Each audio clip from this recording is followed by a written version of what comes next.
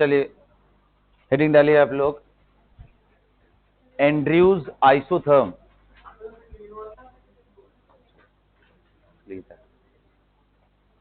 Andrews isotherm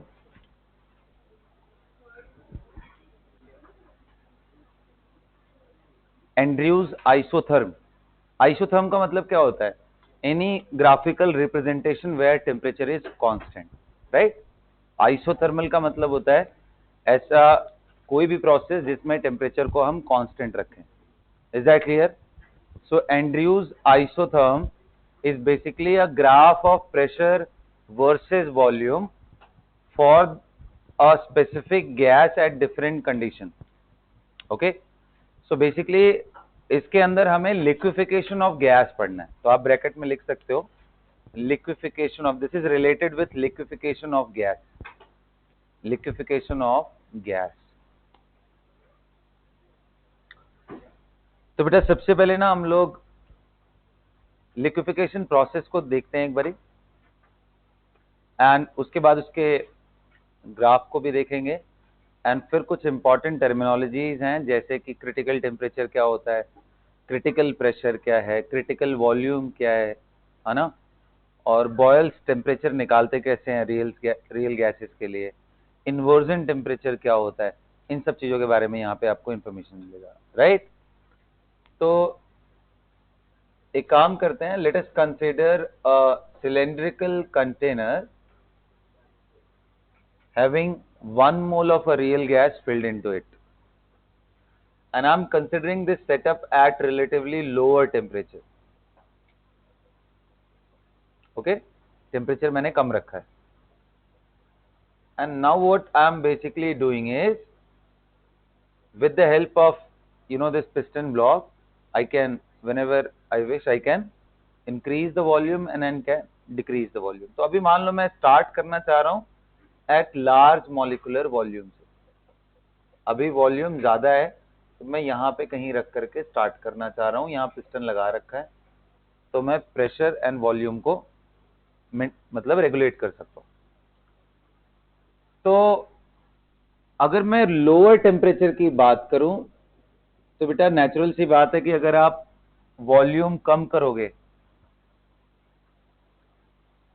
तो inside gases का pressure बढ़ता जाएगा टाइम के साथ।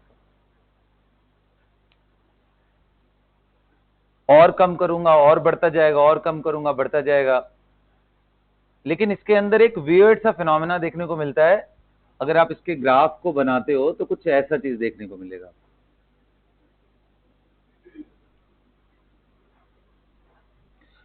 यहां वॉल्यूम, इधर प्रेशर। तो आप देखोगे स्टार्टिंग में जैसे जैसे आप वॉल्यूम को डिक्रीज करते हो तो प्रेशर इंक्रीज होता है, यू विल ऑब्जर्व दिस। लेकिन एक पर्टिकुलर पॉइंट पे आने के बाद कांस्टेंट हो जाएगा, ना तो बढ़ने वाला है ना तो घटने वाला है। फिर एक लेवल के बाद फिर एक ऐसा पॉइंट आता है जहां से बिल्कुल स्पाइक होता है, यहां से एकदम से थोड़े से वॉल्यूम कम करने पे प्रेशर बहुत हाई चला जाता है। सो उसको आप बिल्कुल स्टीप दिखाओगे कर्व।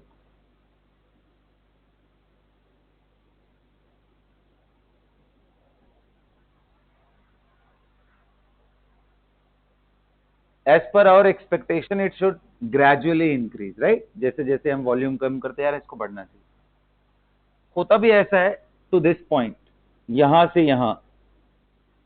ऐसे अगर मान लो ये T1 टेम्परेचर है, मैं थोड़ा सा और टेम्परेचर बढ़ाता हूं अगर, तो ये जो रेंज है ना यहां से यहां तक जहां पे कांस्टेंट है, इसका रेंज और थोड़ा कम हो जाएगा, लेकिन ये जोन फिर से देखने को मिलेगा। यानी अगर आप ऊपर बात करते हो, अगर मैं इसको, इसके रेंज को भी अगर मैं ध्यान देते हुए ऐसे करने की कोशिश करूं, तो at relatively higher temperature you can see this range has become less, यही जोन में कांस्टेंट है। एंड ऑफ कोर्स इधर की तरफ बिल्कुल वैसे ही रहेगा जैसे आपने यहां देखा है, ये T2 टेम्परेचर।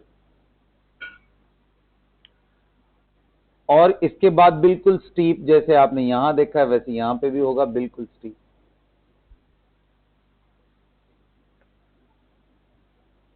और एक टेम्परेचर पे आओगे तो फिर देखने को मिलेगा करते करते करते करते एक ऐसा स्पेसिफिक सा टेम्परेचर आता है जिसमें पॉइंट ऑफ इन्फ्लेक्शन, जो मैथमेटिक्स वाले स्टूडेंट हैं उनको ये वर्ड समझ में आना चाहिए। इन्फ्लेक्शन कहने का मतलब जैसे आप y is equal to x cube के ग्राफ में देखते हो,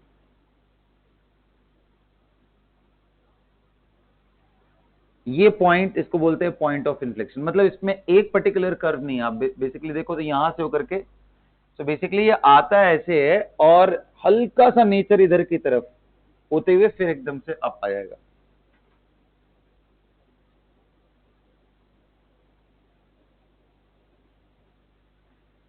इसी T3 को ही जिसपे पॉइंट ऑफ इन्फ्लेक्शन मिलता है, इसी को TC बोलते हैं, क्रिटिकल टेम्परेचर।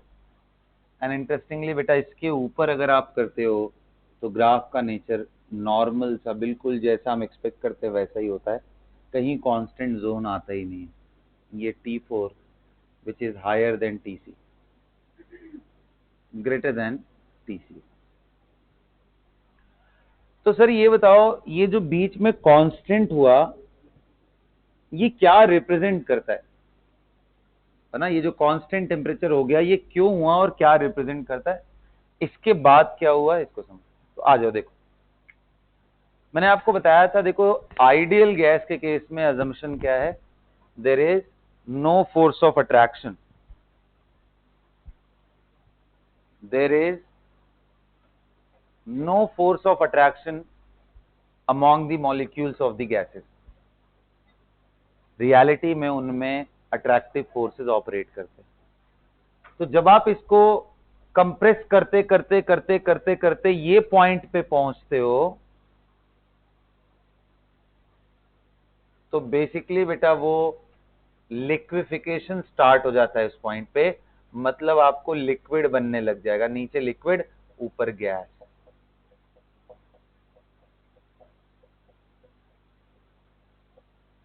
सो बेसिकली ऐसा कहानी हो गया है कि आप थोड़ा सा वॉल्यूम कम कर रहे हो तो ये कंडेंस्ड होकर के लिक्विड फॉर्म में चला जा रहा है।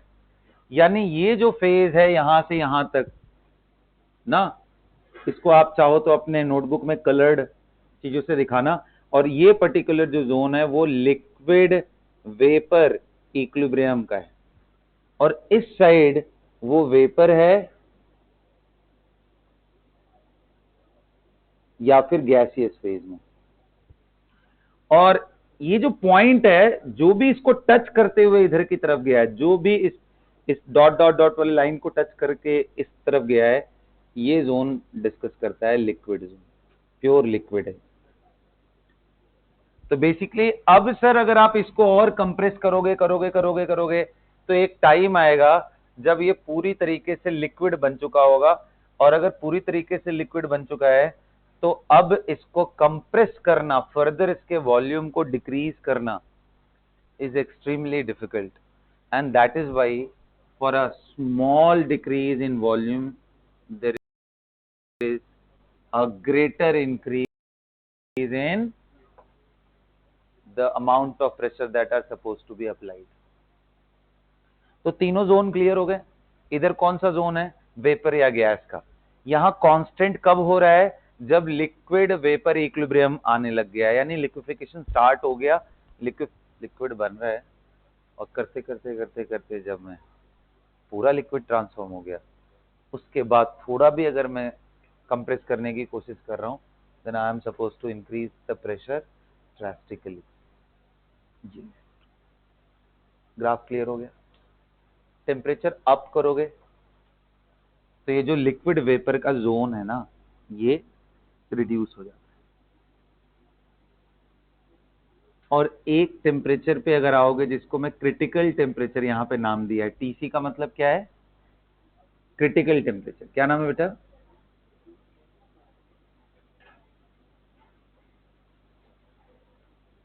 अगर आप क्रिटिकल टेम्परेचर पे आते हो तो इस टेम्परेचर पे इक्विलिब्रियम जैसी कोई चीज जस्ट आके निकल जाती है, मतलब यहां तक गैस था, एकदम से इस पॉइंट पे लिक्विड वेपर दोनों कोएग्जिस्ट कर रहे हैं, और उसी पॉइंट के इमीडिएट बाद प्योर लिक्विड है। तो मतलब इसके जस्ट पहले क्या है, गैस, और इसके जस्ट बाद, और इसके ऊपर वाले के लिए लिक्विड कभी बना ही नहीं, ये हमेशा गैस ही रह गया।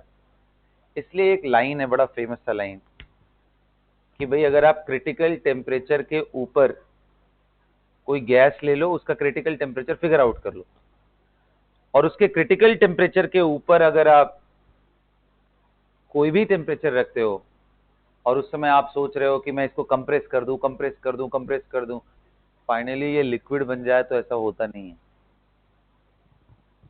You cannot liquefy a gas above critical temperature. ये बड़ा वियर्ड सा नहीं है कि सर मान लो टेम्परेचर, किसी का क्रिटिकल टेम्परेचर 200 है, कुशाग्र 200 अगर किसी का क्रिटिकल टेम्परेचर है,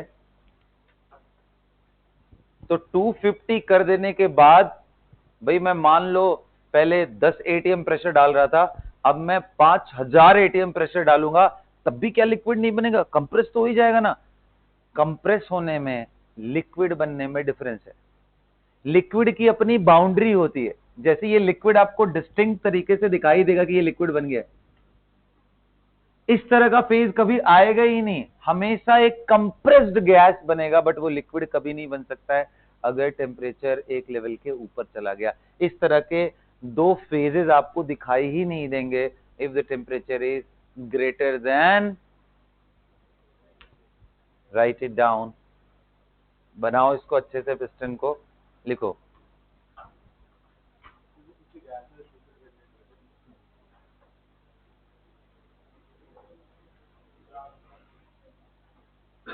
ये जो आइसोथर्म है, इसी को बोलते हैं Andrews isotherm, the one which I have drawn that.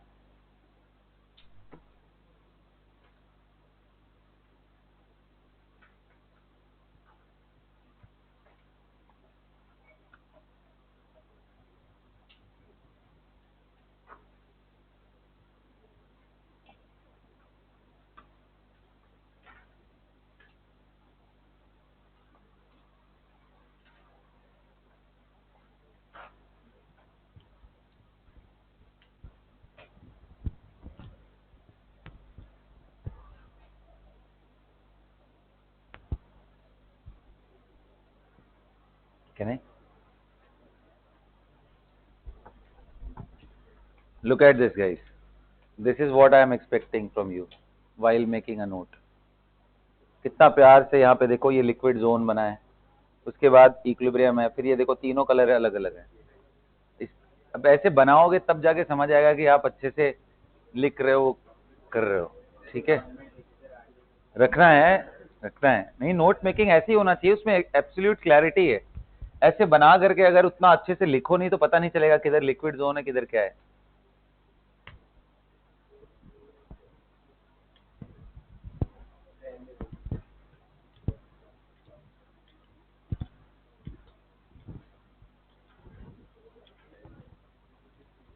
हाँ, good, very good, very good, nice. हाँ,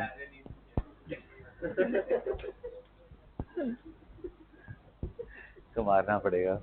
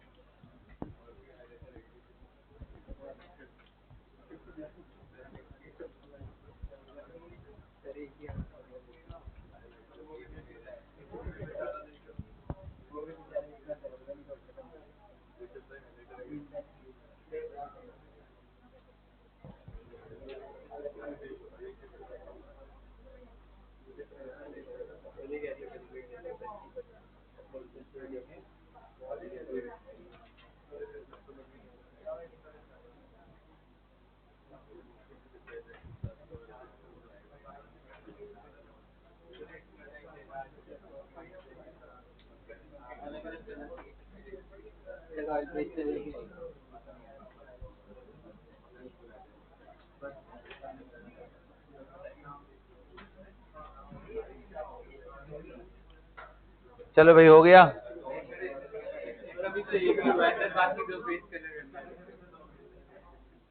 रुक जा, नौटंकी हो गया।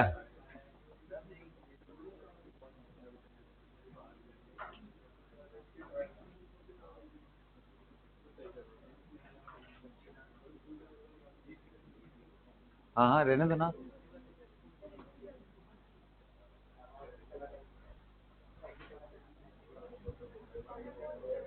वेंटिलेशन के लिए जरूरी है। All the polluted air will recycle.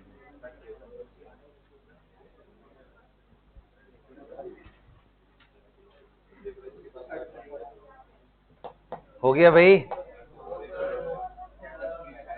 चलो नेक्स्ट नोट करो, लिखो क्रिटिकल टेम्परेचर के बाद।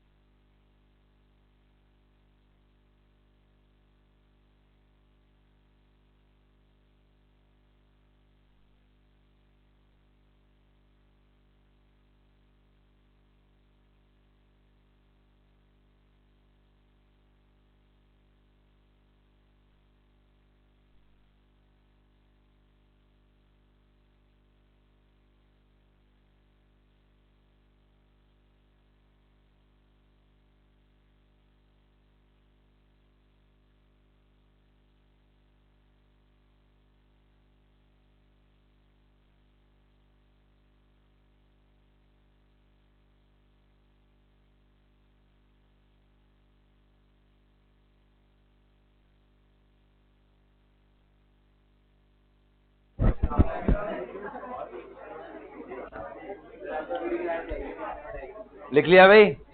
चलो अब नोट करो, लिख critical temperature, write it down, लिखो।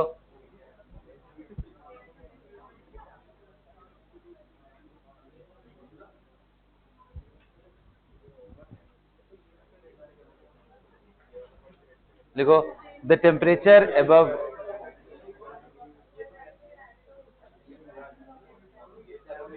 the temperature above which liquid, लिखो भाई क्रिटिकल टेम्परेचर में the temperature above which the gases cannot be liquefied, the temperature above which the gases cannot be liquefied, the gases cannot be liquefied। कर लिया note? बोलो।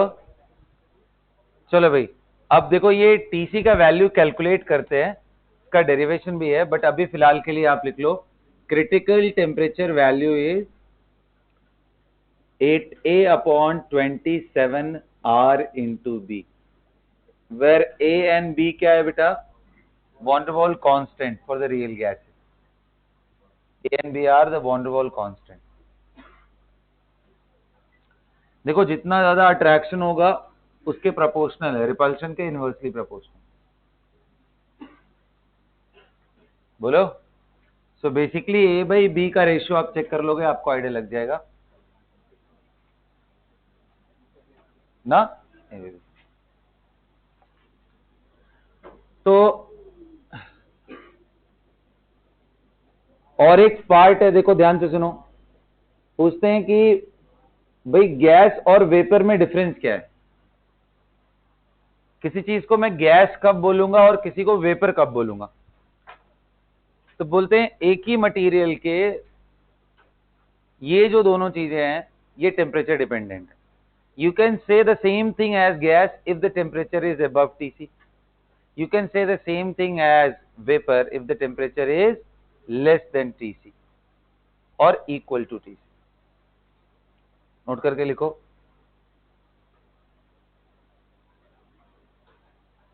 The word gas can be used if the temperature is greater than Tc। The word gas can be used if the temperature is greater than critical temperature।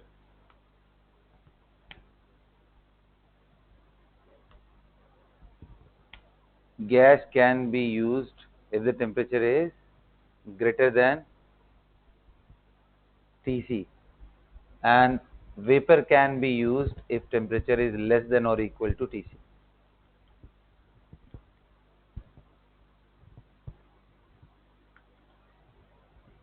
ठीक है बेटा। अब देखो इस point पे जो प्रेशर है ना इसको पीसी बोलते हैं और इसके करस्पॉन्डिंग जो वॉल्यूम है उसको वीसी बोलते हैं। Critical volume, so critical molar volume लिखो आप, critical molar volume,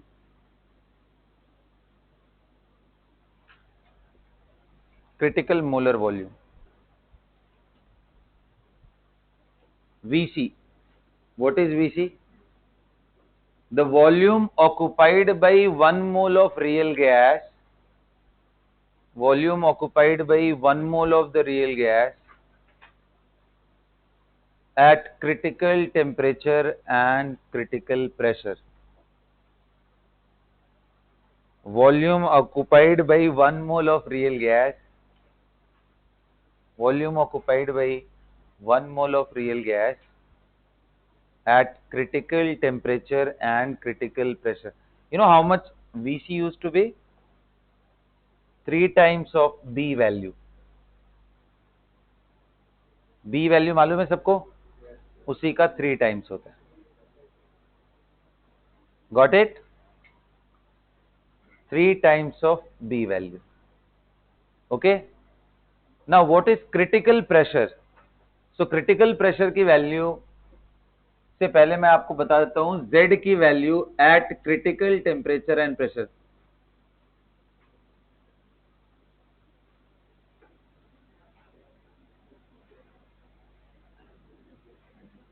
critical condition का मतलब यहां पे है क्रिटिकल टेम्परेचर एंड प्रेशर से ना. तो Z की वैल्यू होती है बेटा 3/8. अब ये सारी चीजें यूज करके क्या आप बता सकते हो पीसी का वैल्यू कितना आएगा? Figure out the value of PC, critical pressure using critical volume, critical temperature and ZC. Find the value of critical pressure.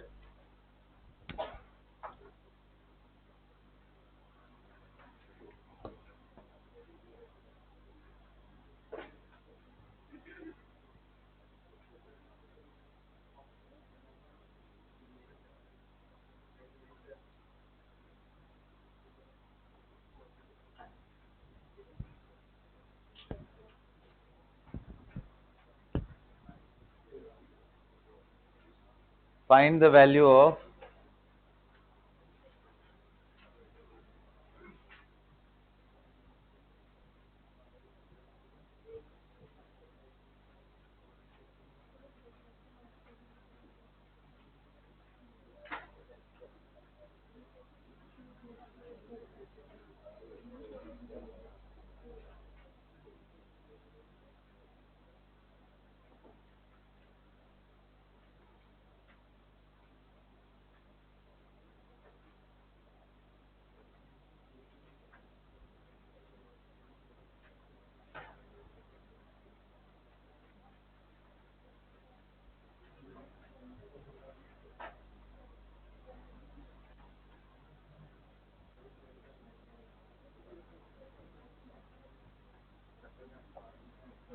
कितना निकल के आया? चलो क्रिटिकल प्रेशर लिखते हैं पीसी इज इक्वल टू, देखो हमारे पास Z का वैल्यू क्या होता है भाई? PC VC upon RTC. ये 3/8 है, पीसी नहीं मालूम, ये 3B है, ये R टाइम्स ऑफ टीसी बोले तो 8A अपॉन 27, R से R गया, 8 से 8 चला गया, क्या 3 से 3 भी गया, फिर क्या बचा जिंदगी में? A अपॉन, अरे इसका डायमेंशन चेक करो तो, डायमेंशनल एनालिसिस करते हो ना तुम लोग. A/B का डायमेंशन मैच कराओ, देखो क्या एटीएम आ रहा है? बी स्क्वायर आएगा, हाँ जी, बी यहाँ पे ये इधर जाएगा उल्टा करके, हाँ जी, a अपॉन 27 बी स्क्वायर आएगा। करके देखो, डायमेंशनल एनालिसिस करो, क्या ये सही आ रहा है? आ रहा है, okay. PC VC upon RTC, PC का वैल्यू इतना होता है, तो सारे वैल्यूज मालूम चल गई सबको। ये तो देखो मैंने एक तरह से आपको ना 3-4 वैल्यूज देके फोर्थ निकलवाई है, लेकिन ये सब खुद कहाँ से आए हैं उसके बारे में अब चलते हैं हम लोग, ठीक है? डेरिवेशन करते हैं, समझते हैं कि कैसे आए।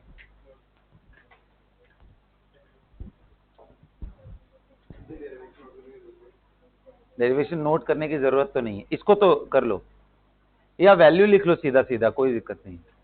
याद रहना चाहिए कि जेड सी। अच्छा बताओ, क्रिटिकल कंडीशन पे भी जेड लेस देन 1 आ रहा है, which means there is attractive forces. मिटा दूं ये सब पूरा?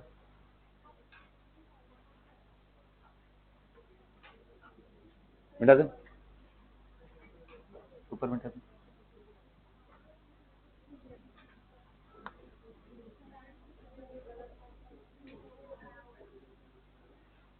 चलो बच्चों, चलिए भाई करते हैं शुरू हम लोग, है ना? आ जाओ, देखो वॉन डर वॉल गैस इक्वेशन से ध्यान से सुनो भाई। क्रिटिकल कंडीशन पे जो भी सारी चीजें हैं उसको डिराइव करने की कोशिश करते हैं, है ना? सो एक बात बताओ, तुम्हारा क्रिटिकल कंडीशन का ग्राफ था वो कैसे था? कि ऐसे आ रहा है और एकदम से एक पॉइंट पे ऐसा हुआ एंड फिर,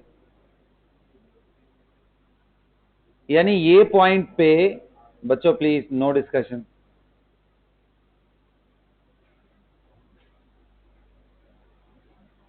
वी एंड पी का ग्राफ है ये। मैं डेरिवेशन के लिए हिंट दे दे रहा हूं, आप खुद से करना, ठीक है? क्योंकि अभी वैल्यूज याद रहे वही बहुत है, बहुत ज्यादा डीप क्वेश्चन लगाना हो तो ही जरूरत पड़ेगा, अभी तो कितना समझोगे तुम लोग। एक बार ही ट्राई करता हूँ, if you guys can understand. थोड़ा सा क्वाड्रेटिक, क्यूबिक, इस तरह के इक्वेशन को यूज करना जानते हो तुम लोग? चलो बहुत बढ़िया, आ जाओ देखते हैं। ये बताओ, हमारे पास जो वायरल इक्वेशन बोल रहा हूँ, वॉन डर वॉल गैस इक्वेशन है, वो कौन सा था? सो P प्लस ए अपॉन वी का स्क्वायर, V मतलब molar volume, into V minus b molar volume is equal to क्या था बेटा? RT, यही था ना? P plus A upon V M square into this is equal to RT। बोलो भाई, सबको क्लियर है ये बात? हाँ, चलो एक काम करो, इसको सिंप्लीफाई करते हैं, मतलब इसको v के कौन से इक्वेशन में जा रहा है उसको देखने की कोशिश करते हैं। तो एक बार बताओ, एलसीएम ले लूंगा तो ये आ जाएगा वी एम का square plus A upon V M minus b is equal to, क्या मैं लिख सकता हूँ, V M square into R T? बोलो बेटा। अब थोड़ा सा इसको मल्टीप्लाई वगैरह कर लेके देख लेता हूँ क्या आ गया ये, पी वी एम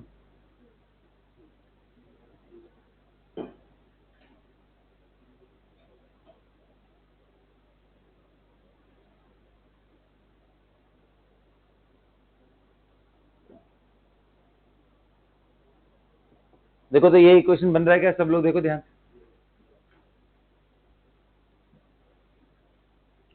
थोड़ा और इसको सिंप्लीफाई करते हैं, इसको लिखना चाह रहा हूं मैं वी एम क्यूब, हाँ कहाँ कहाँ कट जाएगा? नहीं कटेगा ना, चलो ठीक है, अच्छी बात है। सो ये हमारा आ गया वी एम क्यूब। अब देखो स्क्वायर में ले ले रहा हूँ, यहाँ पे भी स्क्वायर है, तो बताओ स्क्वायर का कॉफिशिएंट दोनों का नेगेटिव है क्या? सो माइनस क्या है, b into P plus R T into V M square. Coefficient of V देख लेते हैं, वी ये रहा, a V M minus a b is equal to 0। एक बार चेक कर लो बेटा, कहीं कोई मिस्टेक हो तो बताओ, चेक कर लो ध्यान से।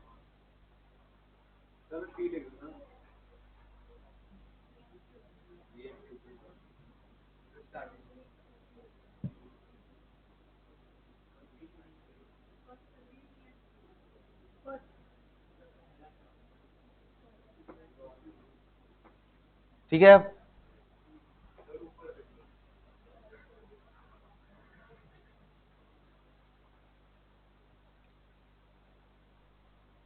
यहां तक ठीक है, देखो इसमें कोई दिक्कत नहीं है ना।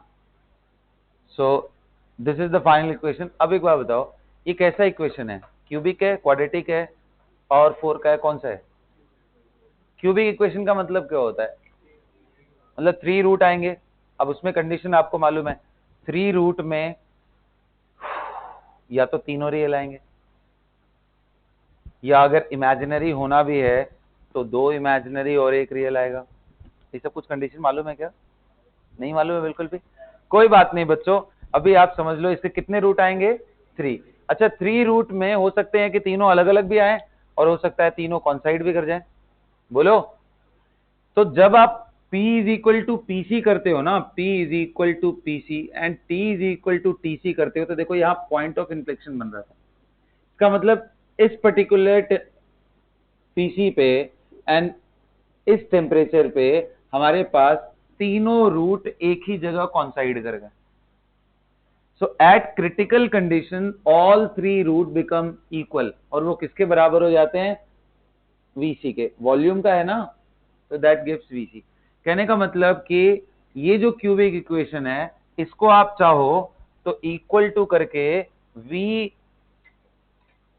माइनस वीसी इसका क्यूब निकाल करके दोनों को इक्वेट कर सकते हो, और फिर कोफिशिएंट इक्वेट करके आप पीसी, वीसी एंड टीसी तीनों निकाल सकते हो।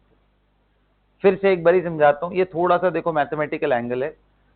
देखो हमने van der Waal gas equation को अच्छे से सिंप्लीफाई किया, तो हमें ये पता चला कि this is a cubic equation. अब जब क्यूबिक इक्वेशन आता है, इसका मतलब होता है उसके 3 रूट होते हैं। तो नॉर्मल किसी भी प्रेशर पे वो 3 रूट देगा, या तो 1 रूट देगा, 2 इमेजिनरी देगा। एक ही पॉइंट ऐसा बचता है, एक ही कंडीशन ऐसा बचता है जिसपे वो तीनों रूट रियल भी होंगे एंड आइडेंटिकल हो जाएंगे, कॉन्साइड कर जाएंगे, and that is the condition of critical temperature method. और ये क्रिटिकल कंडीशन पे अगर ऐसा है और वीसी उसका रूट है, तो इस क्यूबिक इक्वेशन को क्या मैं v माइनस वीसी के क्यूब से इक्वेट करके रिलेट कर सकता हूं? बिल्कुल कर सकता हूं। अरे जैसे भाई तुम लोग लिखते नहीं हो कि ऐसे मान लो X square minus 5x plus 6 is equal to 0। अब आप बोलते हो कि इसका रूट कितना है? 3 एंड 2 है। बोलो सही लिख रहा हूं क्या? तो इसी कहानी को लिखने के लिए क्या हम लोग x minus a into x minus b नहीं लिखते हैं कि we can express this whole thing as this where a is 3 and b is. अरे बोलो बाबा, ये करते हो ना? बस यही मैथमेटिक्स समझाने की कोशिश कर रहा हूँ कि अगर दोनों रूट इक्वल हो गए तो ये a एंड ये भी हो जाएगा। In that case it can be written as x minus A का होल स्क्वायर। तो ऐसे ही बेटा 3 हुआ ना, तो 3 के केस में भी आप v माइनस वी सी का स्क्वायर लिख सकते हो, where vc is the root of this equation. कब आएगा ये vc? Eight critical condition. अब क्या इसको सिंप्लीफाई कर सकते हो? बताओ भाई, a माइनस बी का होल क्यूब का फॉर्मूला क्या होता है? पूरा एक्सप्रेस करो इसको। How can we write this? v cube minus, आप vc को लास्ट में कर देंगे ना, स्क्वायर वाला बताओ क्या होगा टर्म? अरे ऐसे इसके फॉर्म में बताना यार, -3v² vc into V square.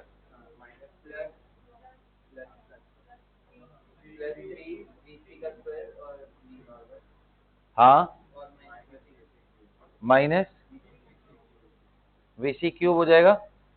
अब बताओ भाई, इसके कॉफिशिएंट को इक्वेट कर लो।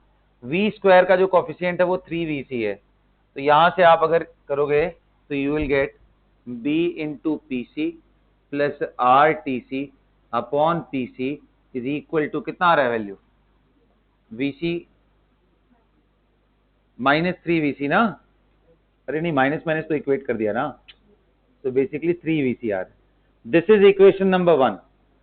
ध्यान देना, इसमें एक नहीं 3 वेरिएबल है, पीसी, वीसी एंड टीसी। तो मेरे को भी 3 इक्वेशन चाहिए, मिल जाएगा। देखो एक कॉफिशिएंट किया, ऐसे ही वी स्क्वायर का जो कॉफिशिएंट आपने इक्वेट करके ये निकाला है, ऐसे ही वी का कॉफिशिएंट कंपेयर करो, तो a upon P C, is equal to, जल्दी बोलो,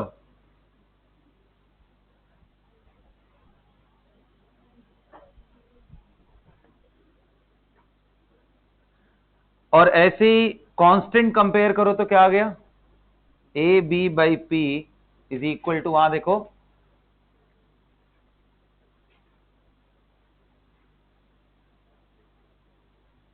अब बेटा इन तीनों का यूज करके आप थोड़ा ध्यान से देखो, तो अगर मैं इसको और इसको डिवाइड कर दूं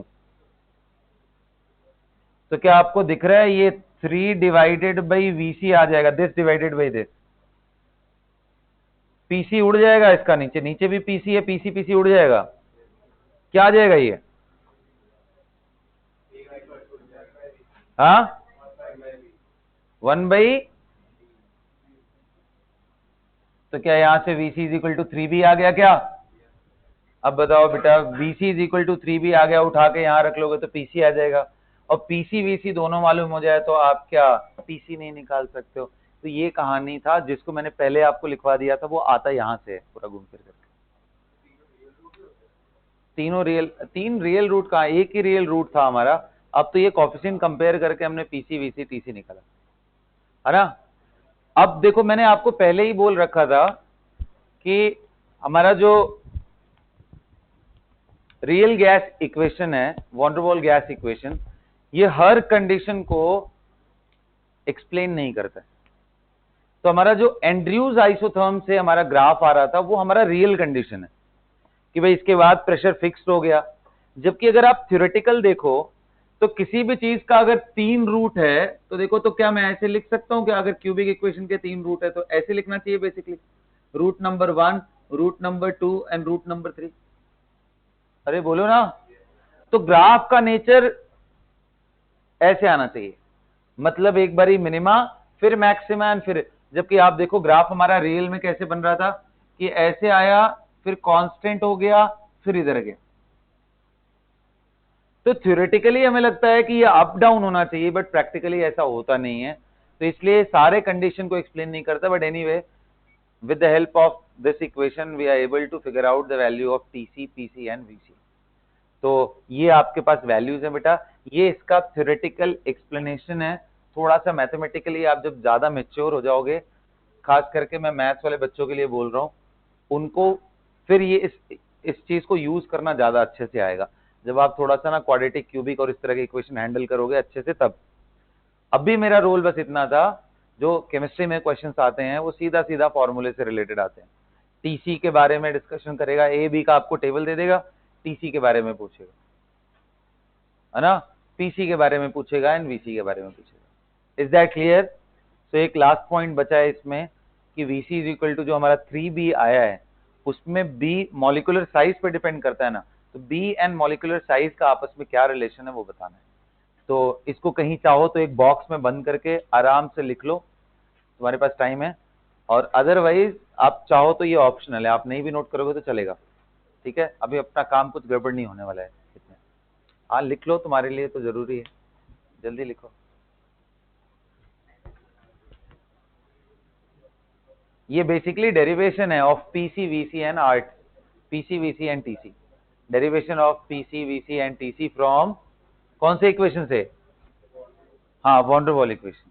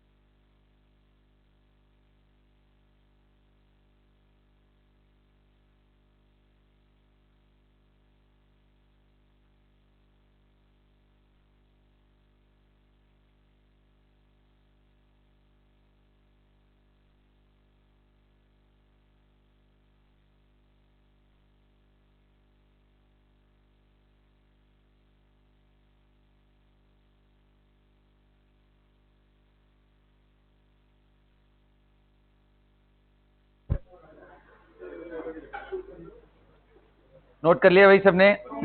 मैं मिटा रहा हूं इसको, ठीक है?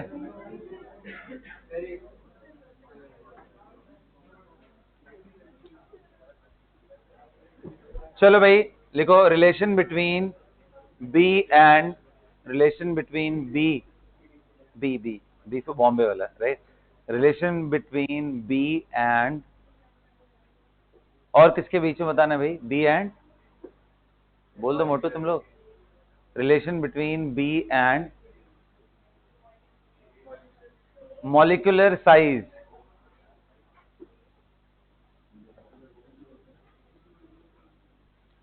भाई हमने स्टार्टिंग में पढ़ा था कि बी रिप्रेजेंट रिपल्सिव फोर्सेस ना, और ये भी पढ़ा था कि b depends on the molecular volume, यही पढ़ा था ना? अब उसका प्रिसाइज कैलकुलेशन करना है कि किस पे डिपेंड करता है।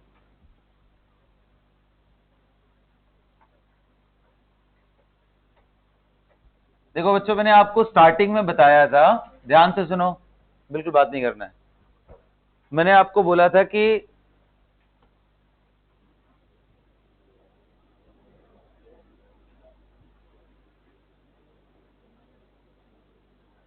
जब आप कोई भी गैसेस लेते हो, रियल गैस को, और उसको कंप्रेस करते हो एट वेरी हाई प्रेशर, सो एक पर्टिकुलर वॉल्यूम को वो पेनिट्रेट नहीं कर सकता है गैसेस मॉलिक्यूल, तो उसको हम हमेशा रिमूव करते हैं, V माइनस वीसी।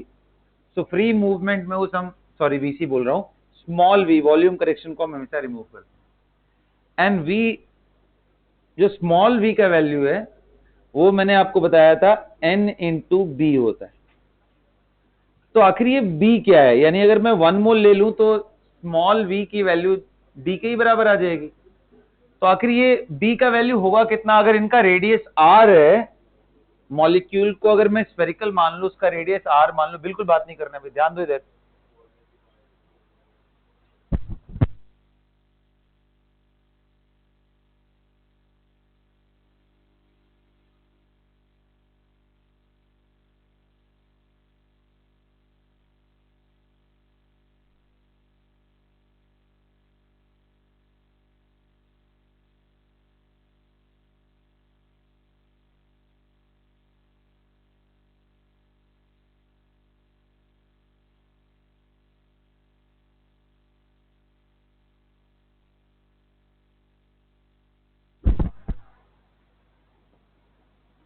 तो ये जो b की वैल्यू होती है वो कैसे निकालते हैं?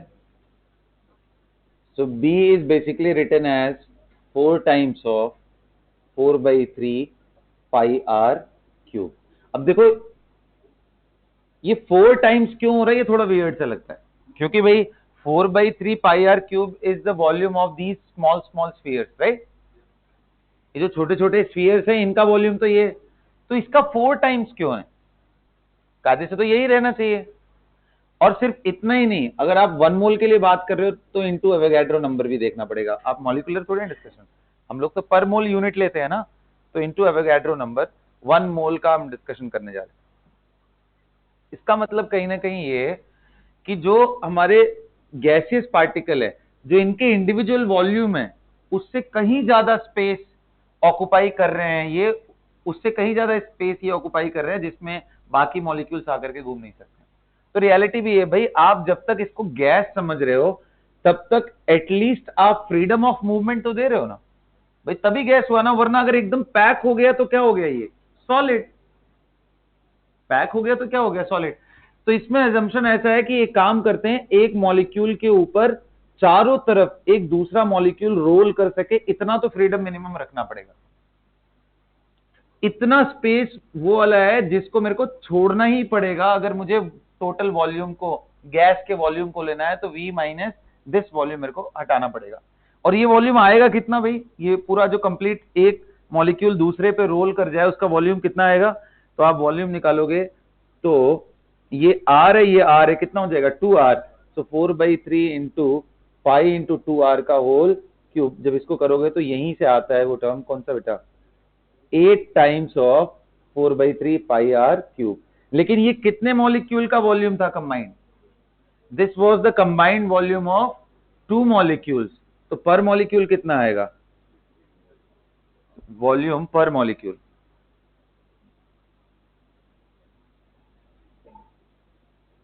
So this whole thing divided by 2.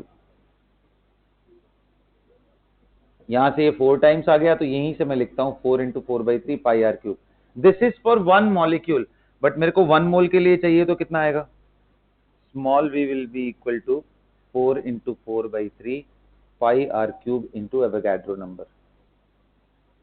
तो यही नोट करके लिख लेना बेटा, b is basically 4 × 4/3 pi R cube into Na. ये 4 का टर्म कहां से आया, ये क्लियर हुआ ना, कि हम जब गैसेस को गैसेस डोमेन में रखते हैं तो कम से कम एक मॉलिक्यूल दूसरे के ऊपर चारों तरफ घूम सके, मिनिमम उतना स्पेस तो उसको चाहिए ही चाहिए, तभी आप उसको गैस बोल सकते हो. आइडियली अगर आप उसको सॉलिड के फॉर्म में लेके जाना चाहते हो तो वो बिल्कुल अलग केस हो जाएगा, क्योंकि देखो ना, जब भी ये इसके ऊपर यहां से यहां, मतलब अगर कंबाइंड वॉल्यूम की बात करूंगा, कहां तक जाएगा?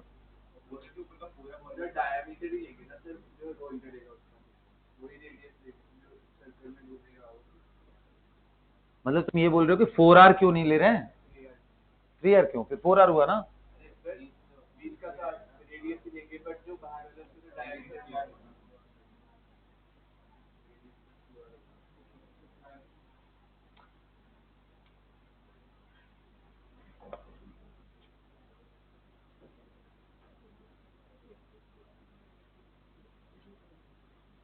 मैं इस वॉल्यूम को एक्सक्लूड कर रहा हूं. अब देखो, इसको दिमाग लगाओ क्यों आ रहा है. हाँ जी, एक्सक्लूड करने का मतलब I am trying to tell you this is the minimum volume. हाँ जी, उसको हमें बाहर निकालना पड़ेगा. बाकी स्पेस तो अवेलेबल है मूवमेंट के लिए, ये स्पेस निकालना पड़ेगा. अब ये स्पेस ही तो हमारा इतना आ रहा है. तुम्हारा भी कहना मुझे गलत तो नहीं लग रहा है कि सर आप पूरे को क्यों नहीं देख रहे हो ना.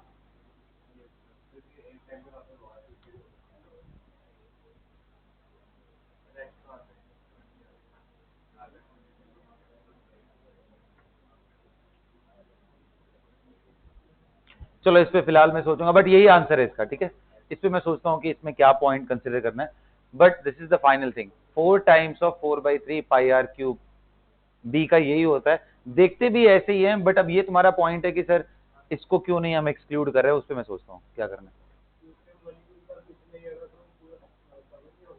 किसको बेटा?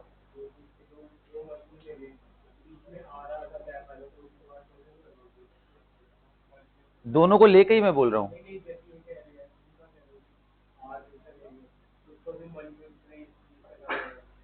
इस साइड का ये लीव करना पड़ेगा. अब तो चलो बात तो सही है, लेकिन मैं इस पे थोड़ा सा और क्लियर वर्डिक्ट देता हूँ. बस हो गया रे, अभी हो गया, खत्म है. Just make a note and finish this. Okay, इसको खत्म करो.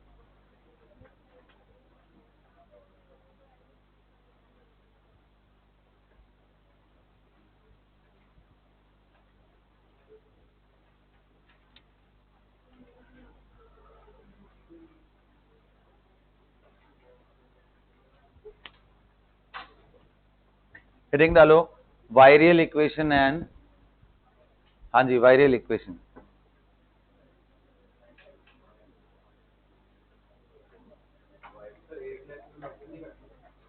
क्या हुआ? क्या मेजर नहीं होता बेटा? हाँ, नहीं नहीं नहीं, एक नहीं.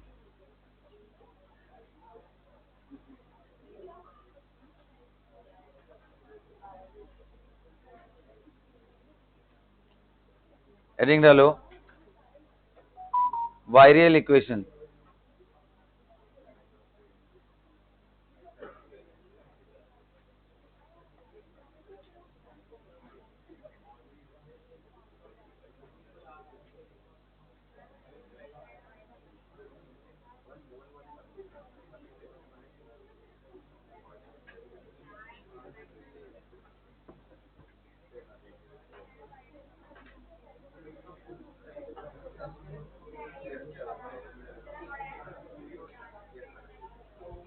चलो भाई, देखो देखो ध्यान से देखो, वो क्या है इक्वेशन, उसको समझ लो. Virial equation is defined as, I mean written as z is equal to 1 plus, ध्यान से सुनो, 1 plus capital B by V plus C by V square plus D by V cube plus dot dot dot dot.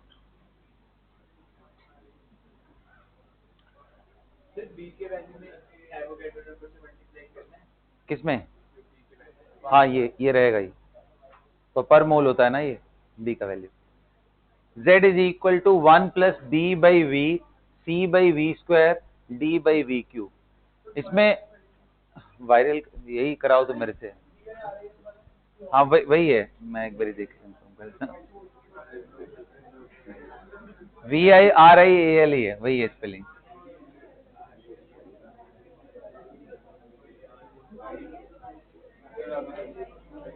कर लिया, note कर लिया। देखो इसमें एक बारी IIT JEE के अंदर क्वेश्चन आया था कि what will be the value of capital B here. Viral coefficient है ना B C D and so on, so what is the value of B and C, यही क्वेश्चन पूछा था। निकालो, फिगर आउट करो, मैं देखूं कैसे करते हो। फाइंड, हाँ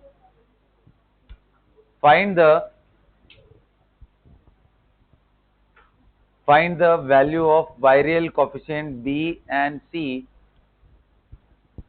in terms of van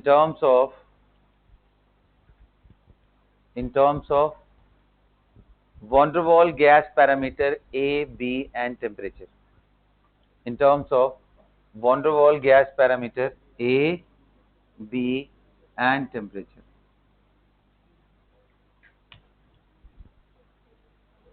निकालिए वैल्यू, देखो क्या करते हो। यही देखो ना, ऊपर कोफिशिएंट लिखा तो है आपके पास, ये इक्वेशन दिया हुआ है। देखो मैंने आपको क्या बताया था, रियल गैसेस के बहुत सारे इक्वेशन है, उनमें से जो हमारे सिलेबस में सिर्फ एक ही था, ये तो थोड़ा सा एक्सटेंशन है वायरल के लिए ना। सो वायरल इक्वेशन भी रियल गैस बिहेवियर को बताता है। तो compressibility factor can be written as 1 plus B by V plus C by V square. देखो यहाँ पे ये बढ़ता ही चला जाएगा, V पे पावर 4, V पे पावर 5 एंड सो ऑन, ऐसे चलता जाएगा, है ना। अब क्वेश्चन ये है कि आप van der Waal gas equation का यूज करके क्या बता सकते हो कैपिटल B एंड C की वैल्यू क्या क्या होगी। हाँ जी, V here is volume, usual symbol है, V is the molar volume.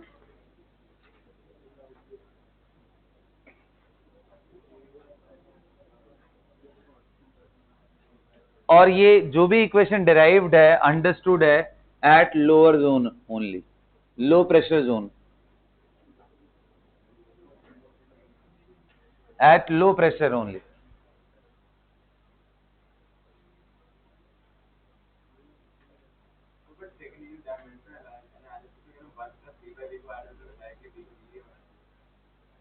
हाँ उसका यूनिट ऐसे ही आना चाहिए, बट उसमें वही है ना कि A B एंड सबका कॉम्बिनेशन ऐसे है, वैल्यू कितना है वो देखना है। आओ चलो मैं दिखाता हूँ, क्योंकि अभी तुम लोग इतना सोच नहीं पाओगे। करोगे, ट्राई करो, अगर हो पाए तो बहुत बढ़िया है, ट्राई करो।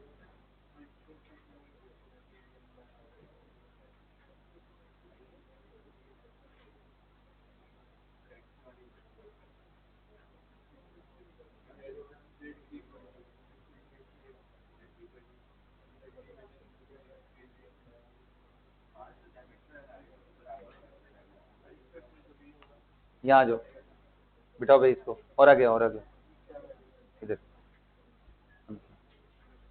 कुरान अंदर चलो।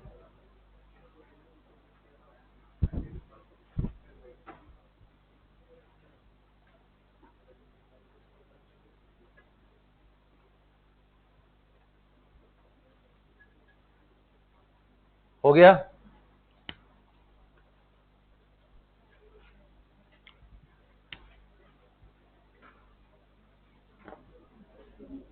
आओ चलो मैं दिखाता हूँ, दिखा दूं, देखो ध्यान से।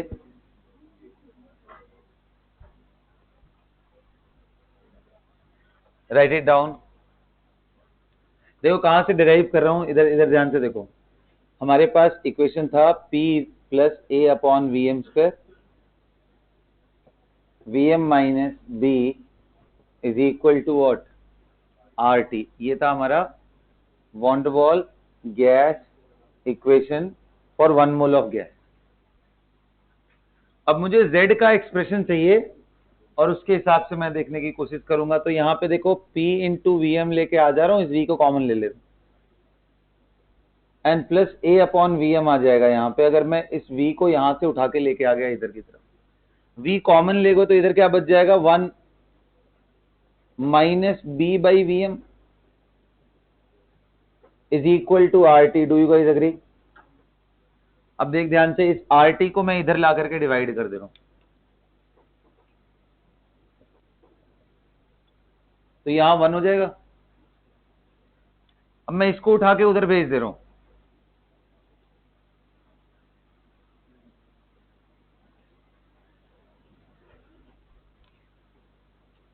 इसको सिंप्लीफाई कर ले रहा हूं।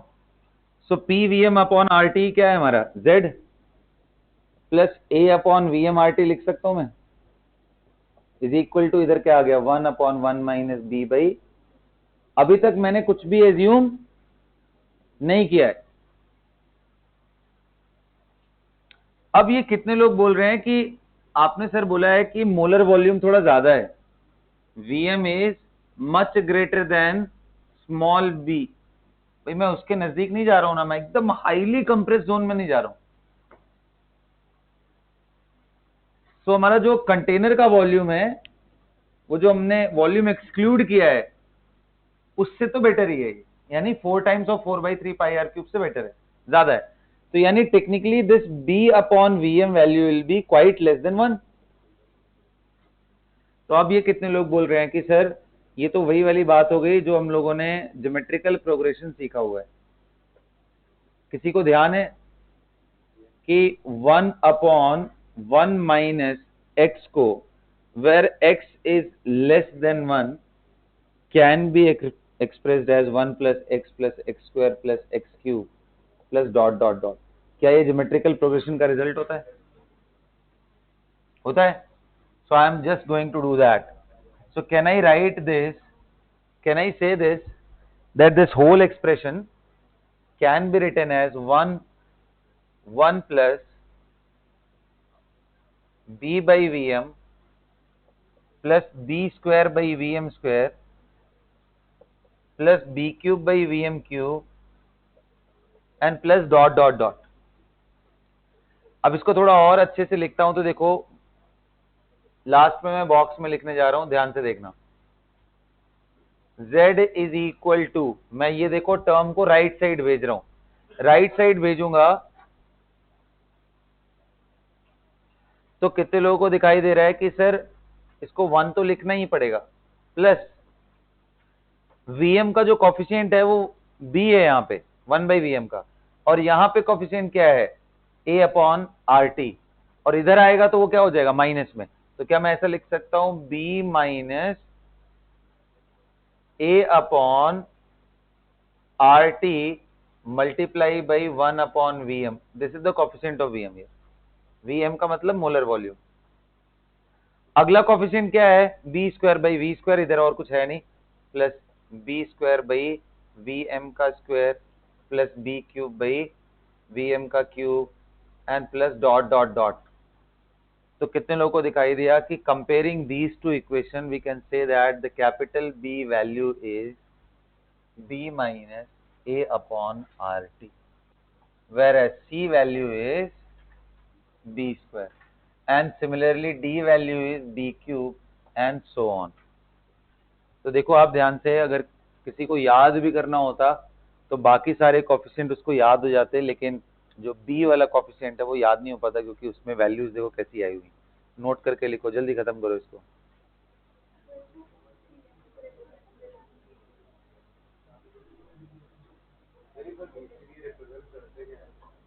कोफिशिएंट है ये, वायरल कोफिशिएंट,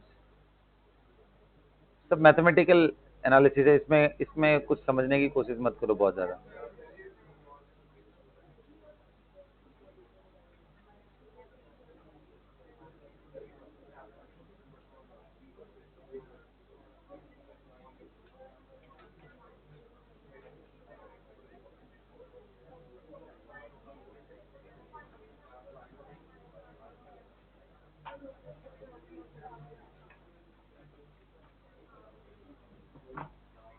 ना, मिटा दो सब।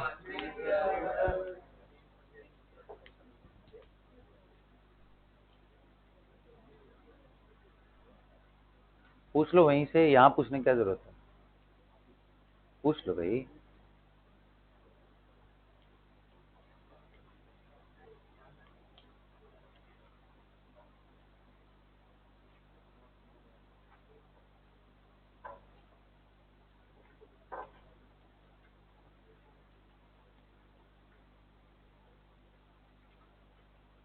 कर लिया नोट सबने?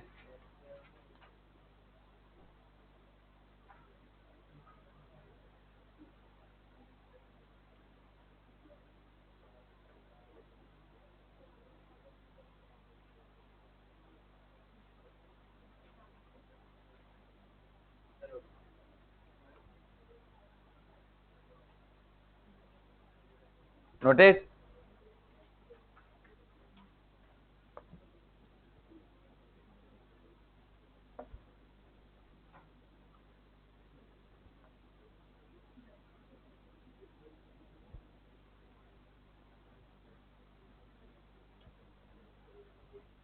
देखो ध्यान दे इधर। Can I write this as PVM upon RT is equal to 1 plus B by V plus C by V square plus dot dot dot. इसको सिंप्लीफाई करूं तो क्या मैं लिख सकता हूं, PVM is equal to RT times 1 plus B by V plus C by V square plus dot dot. ध्यान देना बेटा, ये हमारा ये जो पार्ट है, this one is known as the first virial coefficient.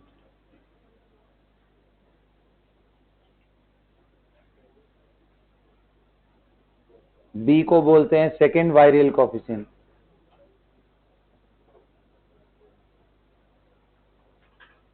सी को बोलते हैं थर्ड वायरियल कोफिशिएंट।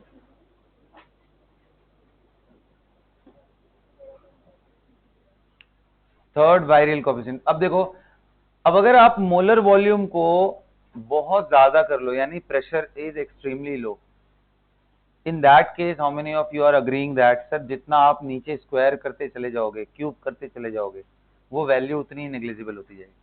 नहीं, अगर मैं बोलूं कि v का वैल्यू भाई 500 है, तो 1/v विल बी 1/500 ना, बहुत कम हो गया।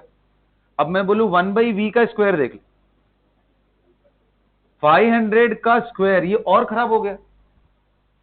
तो इसलिए हमारे काम का जो इक्वेशन होता है वो सिर्फ यहां से लेकर के आप बी सी तक ही समझो, इसके बाद का चीज तो लोअर प्रेशर जोन पे यूजलेस होता है हमारे लिए। सो एक बार ही क्वेश्चन ये पूछा था कि भाई अगर Z इज इक्वल टू 1 करना हो, ऐसा टेम्परेचर बताओ जिसपे Z की वैल्यू 1 हो जाए, और उसी टेम्परेचर को जिसपे Z इज इक्वल टू 1 हो जाए, या PVM becomes equal to, Z की वैल्यू 1 होने का मतलब क्या हुआ, PVM became equal to RT, यानी कि ये तो आइडियल गैस के इक्वेशन को फॉलो करने लगा। ऐसे एक स्पेसिफिक टेम्परेचर पे, उस टेम्परेचर का ही नाम क्या है, बॉयल्स टेम्परेचर। कौन सा नाम है, लिखिए आप बॉयल्स टेम्परेचर के बारे में लिखिए। Boils temperature is the temperature at which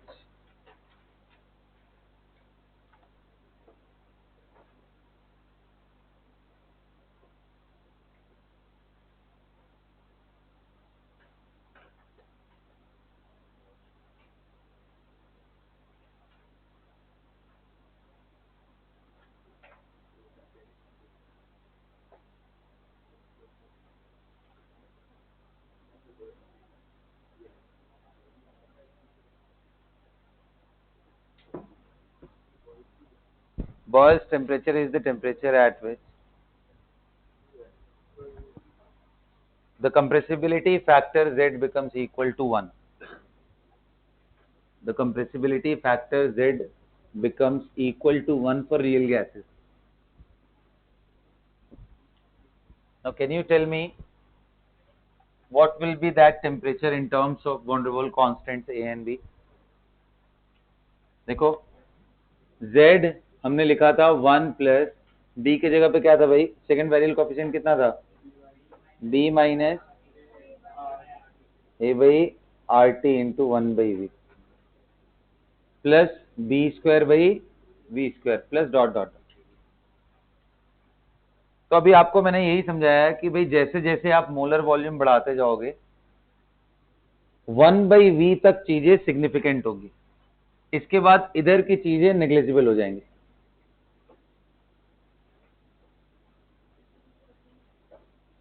Vm is large, molar volume is large. तो इसका मतलब अगर मैं सिर्फ सिग्निफिकेंट टर्म को देखूं और यहां से सोचूं कि भाई z इज इक्वल टू 1 कब होगा, तो उठा के रख देते हैं 1 is equal to 1 plus p minus A upon R T, B minus A upon R T 1/v। कितने लोग करे ये गया? और b minus A upon R T multiply by v की वैल्यू जीरो तभी हो सकती है क्योंकि मोलर वॉल्यूम तो जीरो है नहीं। ये जीरो कब हो सकता है? जब b माइनस ए अपॉन आर टी का वैल्यू क्या हो जाए? जीरो। और यही t क्या है? टीबी। टीबी मतलब क्या हुआ? Boyle's temperature. तो यहां से बॉयल्स टेम्परेचर कितना आ गया? a upon R B. याद रखना सब लोग, बहुत इंपॉर्टेंट। नहीं बेटा, नेगेटिव कैसे आएगा? अरे ये वैल्यू जीरो होने का मतलब दिस माइनस दिस। हाँ, ये 1/v था। Got it? तो यहां से बॉयल्स टेम्परेचर कितना है? a upon R into B. Critical temperature कितना था?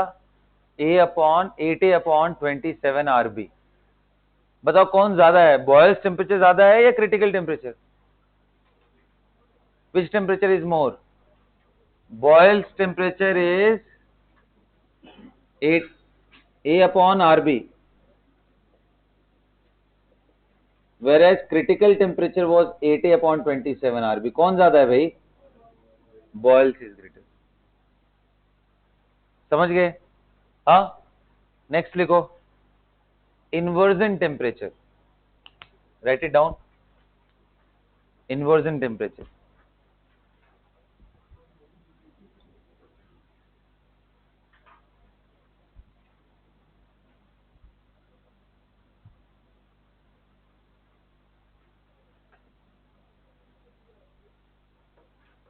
इन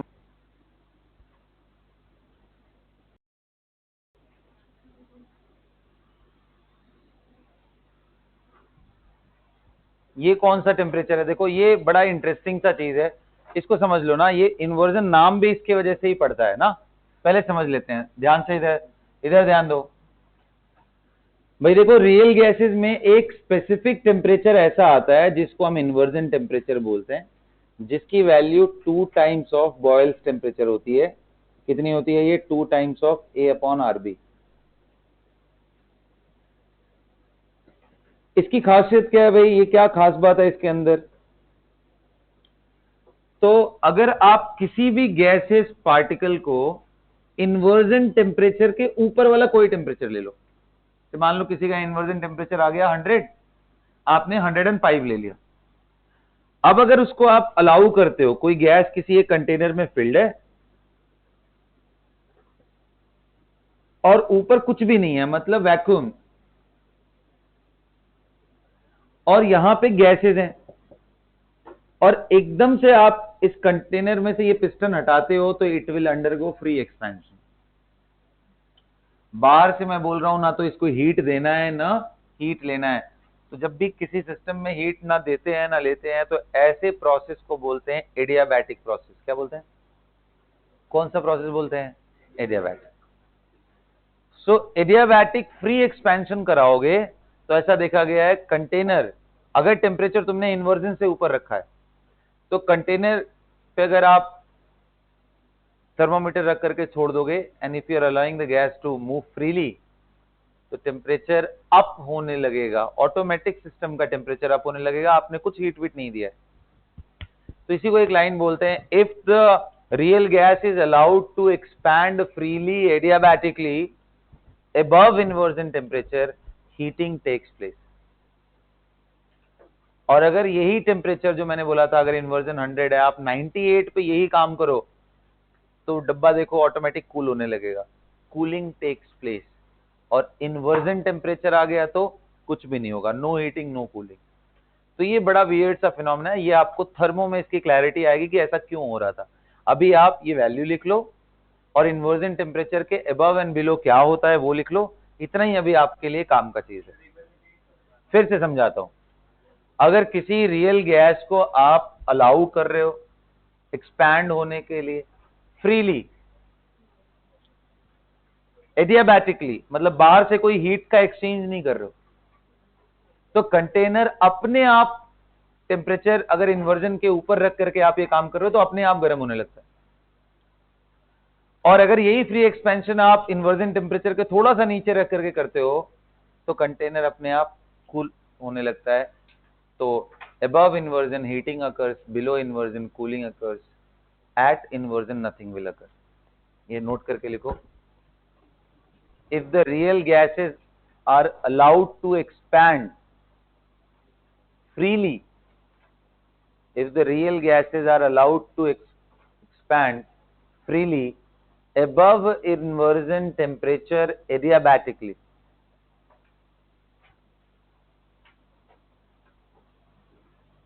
above inversion temperature adiabatically,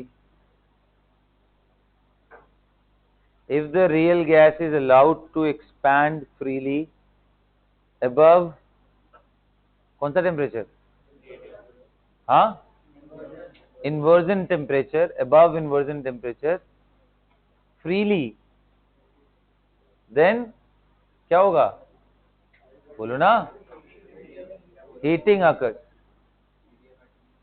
adiabatically का मतलब हुआ ऐसा प्रोसेस जिसमें आप बाहर से ना तो हीट दे रहे हो और ना ही हीट सिस्टम से बाहर निकल रही है। ADIABA कर लोगे ना उसके बाद, BATTICALY डबल LY, अरे एडियाबैटिक ADIABATIC होता है एडियाबैटिक ना, एडियाबैटिकली तो CALLY लगा लोगे आप, यही करवाओ मेरे से spelling.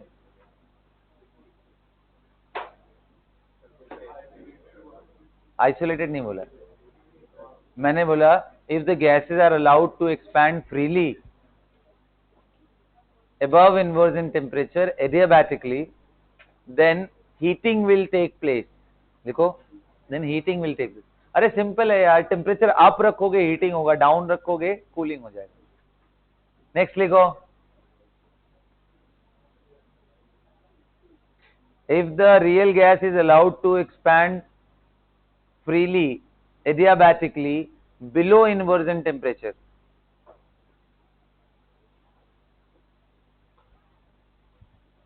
then cooling takes place, and at inversion temperature everybody, no cooling no heating।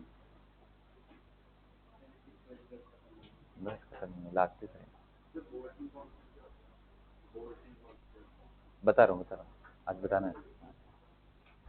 हो गया बेटा, चलो तो इन्वर्जन टेम्परेचर का वैल्यू लिख लो, Ti is equal to 2 times of boils temperature and this value is,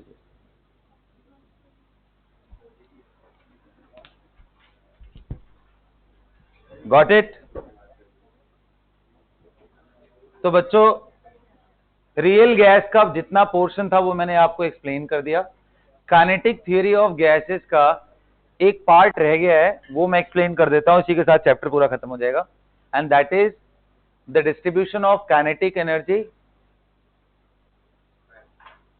Maxwell distribution of kinetic energy at a specific temperature, जिसको हम मैक्सवेल ग्राफ भी बोलते हैं। ठीक है, हेडिंग डालो, Maxwell distribution curve for ideal gas.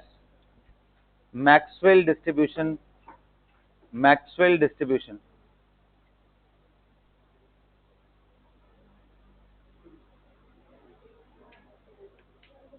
Maxwell distribution curve for ideal gas।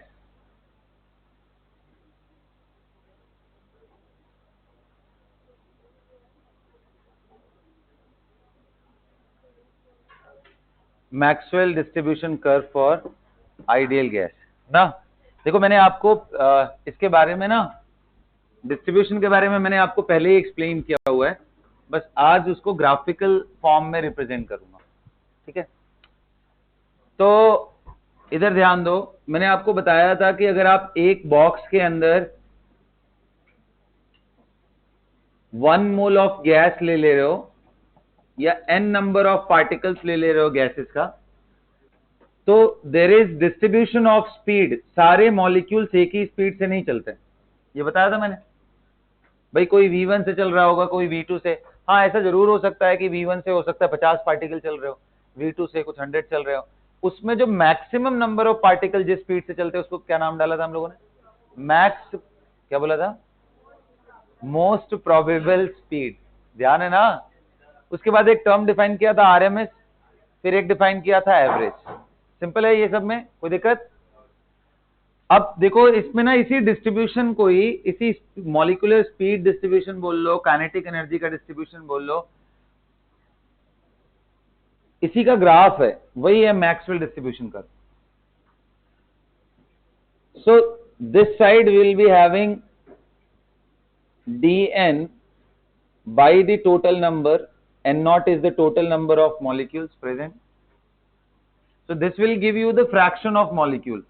जैसे मान लो मैं बोलूं कि 5 पार्टिकल हैं टोटल 10 के पावर 6 पार्टिकल में, जिसका स्पीड कुछ v है, v1 है, तो उसे कैसे रिप्रेजेंट करोगे? नंबर ऑफ पार्टिकल स्मॉल में कंटिन्यूस लेने के लिए क्या कर रहा हूं? As small sample size as possible. So dn divided by n naught into du. So basically it is giving you the fraction of molecules having speed du.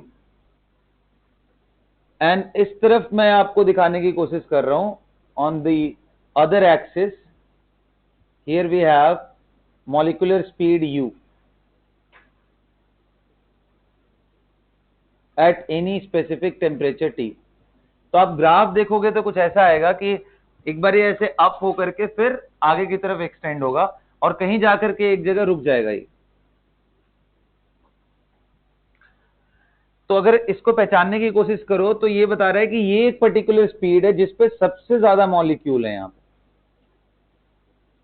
सबसे ज्यादा फ्रैक्शन है, देखो maximum fraction, which means this speed itself is what? Most probable speed, MP. अब आपको याद है अगर तीनों की वैल्यू, मोस्ट प्रोबेबल स्पीड की वैल्यू कितनी होती है? √2RT/m। वी एवरेज की वैल्यू कितनी होती है? √8RT/m। और आरएमएस कितना होता है? अब आप देखो यहां से ये 2 है और ये 8/π मतलब 2 पॉइंट समथिंग आएगा। बोलो भाई किया था ना। और ये 3 आता है, तो मोस्ट प्रोबेबल का फ्रैक्शन मैक्सिमम है, उससे थोड़ा सा आगे जाऊंगा तो फ्रैक्शन कम हो जाएगा, और उससे थोड़ा सा और आगे जाऊंगा तो फ्रैक्शन और रिड्यूस हो जाएगा। तो यानी आरएमएस और एवरेज, अगर आपसे एग्जाम में पूछ ले कि भाई बताओ एवरेज स्पीड से चलने वाला फ्रैक्शन अगर x हो और आरएमएस से चलने वाला फ्रैक्शन y हो, तो उनमें दोनों में कौन ज्यादा होगा? तो आप देखो average having more fraction than RMS, और सबसे ज्यादा तो फ्रैक्शन किसके लिए होगा? नेचुरल सी बात है, किसके लिए? Most probable speed. तो पहला पॉइंट तो ये समझना था कि फ्रैक्शन डिक्रीज करता है जैसे जैसे आप स्पीड बढ़ाओगे बियॉन्ड मोस्ट प्रोबेबल स्पीड। दूसरा चीज अगर आप देखो कि इस ग्राफ का जो एरिया है, how to calculate area? y multiply by x और उसका इंटीग्रल। तो अगर आप इसको मल्टीप्लाई करोगे तो क्या आएगा? dn/n0 into du multiply by small strip अगर लेते हो तो यहां du करोगे, देखो du कट गया, क्या आ गया? ये dn/n। और बेटा अगर इसको इंटीग्रेट करोगे तो n तो कांस्टेंट था नीचे, इंटीग्रल ऑफ dn क्या आएगा? n, n/n क्या हो जाएगा? गायब, कितना आ गया? 1। तो पूछता है इसका एरिया कांस्टेंट होता है। The area of Maxwell distribution curve is a constant value. And अगर आप इधर नीचे n0 है, जैसे क्या होता है ग्राफ में कभी कभी ना नीचे ये n0 ना लिख करके सिंपली dn/du ले लेता है। In that case, integral will give you the total number of molecule, और अगर नीचे फ्रैक्शन है proper, in that case it is going to give you 1। तो या तो 1 आएगा या तो n नॉट आएगा, डिपेंड करता है इस वाले एक्सिस पे उसने वेरिएबल क्या रखा हुआ है। But the bottom line is the area under the curve of Maxwell distribution is a constant value. ये इंपॉर्टेंट है। अब इससे फर्क क्या पड़ेगा? इससे फर्क ये पड़ेगा जैसे जैसे बेटा आप ना टेम्परेचर अप करोगे, जैसे जैसे आप टेम्परेचर अप करोगे तो नेचुरली मॉलिक्यूल्स की स्पीड बढ़ेंगे, और स्पीड बढ़ेंगे तो ये जो ग्राफ होगा ना ये वाइडन होता जाएगा और फैलेगा। अगर ये फैलता है और एरिया कांस्टेंट रखना है तो हाइट को हमें नीचे, तो यही क्वेश्चन आता है कभी कभी ना, ऐसे ग्राफ दे करके ही पूछता है कि बताओ भाई इनमें से T1 T2 T3 के बारे में बताओ, कौन T1 है, कौन T2 है, कौन T3 है। मतलब कि यहाँ T1 है, ये T2 है और ये T3 है। इन that case can you depict the relation between, इधर मैं लिख रहा हूं फ्रैक्शन ऑफ मॉलिक्यूल्स और इधर लिख रहा हूं स्पीड, लिख लो बेटा, काइनेटिक एनर्जी लिख लो, डजेंट मैटर। सो यहाँ पे स्पीड लिख लिया। सो अगर मैं पूछूं कि as I am increasing the temperature, as the temperature is increased, what will happen? Height उसका डिक्रीज करता जाएगा और लेंथ स्ट्रेच होता जाएगा। हाइट डिक्रीज क्यों कर रहा है? क्योंकि लेंथ तो स्ट्रेच हो गई, क्योंकि आपने टेम्परेचर अप किया है, मॉलिक्यूलर स्पीड इंक्रीज करेंगे और आगे तक जाएगा। बोले भाई टेम्परेचर बढ़ाने से कोई भी स्पीड देख लो ना, टेम्परेचर के प्रोपोर्शनल है, √/T के। तो height has to decrease to maintain the area constant. T2 and T3, अब या तो यहाँ पे 1 2 3 कर लो, कोई दिक्कत नहीं है। This is 1 2 and this is 3, T3 T2 T1। तो bottom line is if the what length, sorry, if the temperature is increased, the height of the curve decreases because the area is constant. Please make a note quickly. Fraction of molecule having speed u, u है, u है, और कहां से आ गया? du लिखा है मैंने।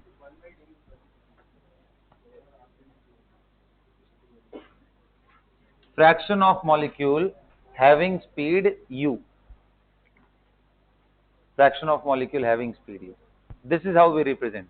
आप सिंपल वर्ड में ऐसे समझ लो, this side we are having fraction of molecule.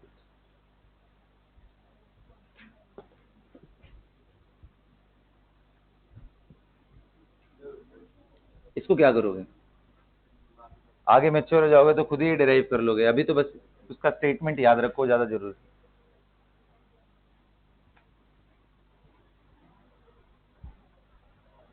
Maxwell distribution curve.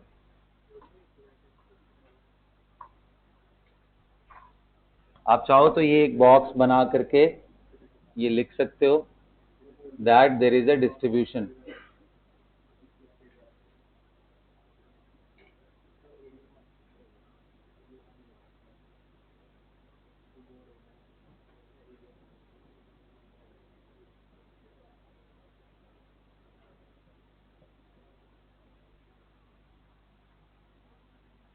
Normal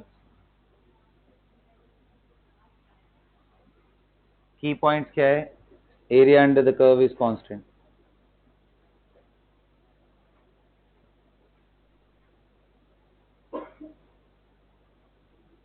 दूसरा की पॉइंट क्या है?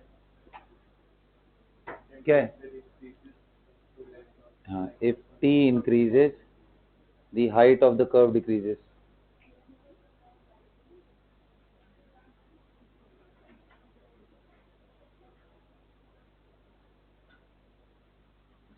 अच्छा, कितने लोगों को याद है काइनेटिक एनर्जी? हम लोग एवरेज ट्रांसलेशनल काइनेटिक एनर्जी कैसे लिखते थे?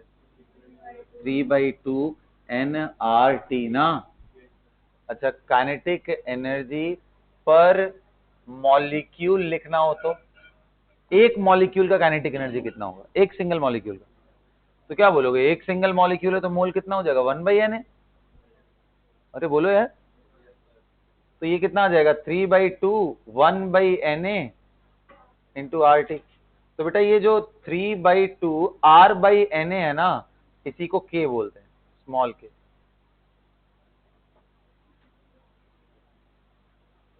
आर बाई एन ए, इसी को बोलते हैं बोल्ट्जमैन कांस्टेंट। क्या नाम है इसका?